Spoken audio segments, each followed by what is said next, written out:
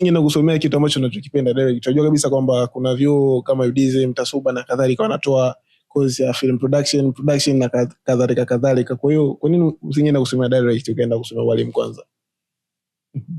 Unajua hiyo kwanza inafurahisha sana. Sio nisemaje, lakini kiufupi ni kwamba kuanzia mwaka 2017 kushuka chini watu wengi walikuwa hawana elimu kufahamu kwamba kazi ya kupiga picha ni kazi ya sanaa, sio tu kazi ya watu ambao hawana elimu, hawana chochote kile. So sisi baadhi ambao tumeweza kupata elimu tukagundua kwamba hii ni kitu cha tofauti. Na mpaka sasa hivi wapo watu ambao wanajua kwamba kazi ya kupiga picha ni watu ambao ni failures.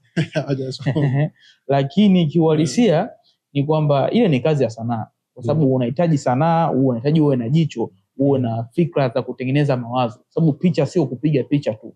Picha ni fikra ya kutengeneza mawazo.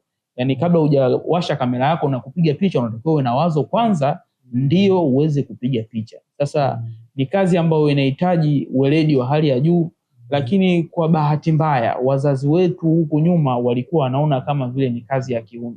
Nakumbuka nishawahi kuwa na rafiki alikuja nyumbani na dread. Sasa mama yangu yeye alivyoona huyu bwana amepiga dread, moja kwa moja akili kawaza kwamba huyu muuni. Sasa kuona huyu muuni ilikuwa ni ngumu sana kumwambia mama mimi nataka niende nikasomee swala hili. Ni swala gumu sana hilo kwa kweli. Changamoto.